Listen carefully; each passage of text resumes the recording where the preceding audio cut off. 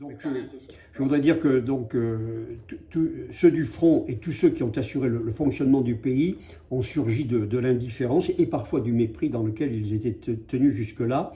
Et il ne faudrait pas, comme cela a été le cas avec les policiers après les attentats, qu'on les applaudisse et puis qu'on les oublie.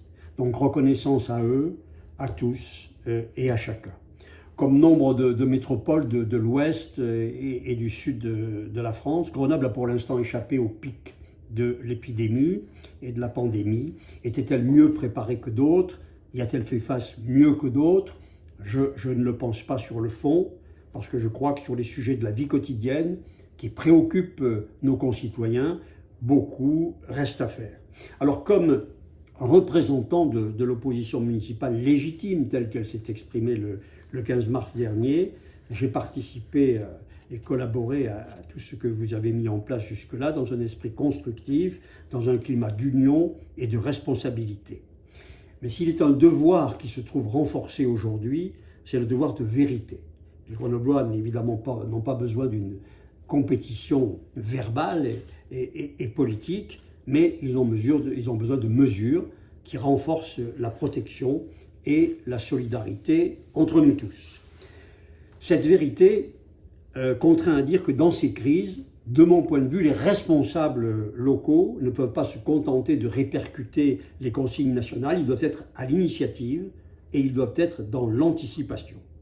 Le tissu associatif grenoblois, les citoyens, les entreprises se sont engagés afin de répondre aux besoins et eux ont participé à ces initiatives et à ces anticipations. Mais maintenant, il faut effectivement regarder tout de suite après le 11 mai.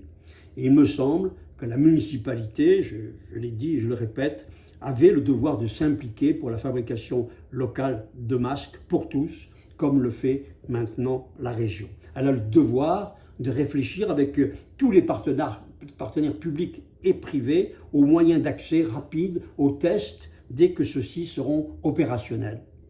Elle a le devoir d'organiser avec les parents et toute la communauté éducative les conditions d'accès sanitaire, de sécurité absolue dans laquelle les élèves pourraient reprendre l'école le 11 mai prochain. Elle a le devoir, de mon point de vue, de procéder à un nettoyage complet de la ville sur la base du volontariat du personnel afin de rétablir une qualité d'hygiène et d'environnement à laquelle les Grenoblois aspirent. Elle a le devoir, me semble-t-il, de créer un espace dédié aux normes sanitaires exemplaires en faveur des sans-abri, des migrants, afin de les protéger eux-mêmes et de protéger les Grenoblois.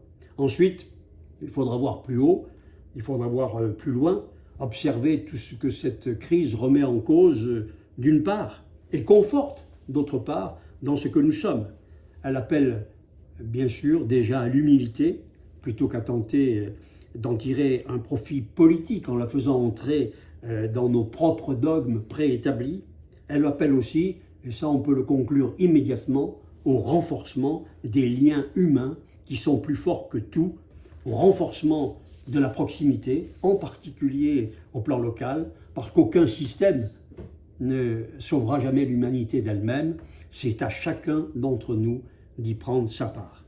Alors Grenoble, et je conclus, ne va pas sortir guéri de la crise, au contraire. Notre ville va avoir besoin d'objectifs partagés, de courage collectif pour aller plus vite dans ses remises en cause et pour aller plus loin dans ce qu'elle doit conforter d'elle-même. Je pense que des procédés, des procédures d'états généraux, de discussions avec tous devraient être organisées dans le futur pour que toutes les forces vives y participent et que nous sortions meilleurs et ensemble autour d'un destin commun. Alors seulement, cette épreuve qui a effectivement endeuillé, angoissé, abîmé, ruiné tant d'entre nous n'aura pas été inutile. C'est le vœu ardent et sincère que je forme pour l'avenir de Grenoble.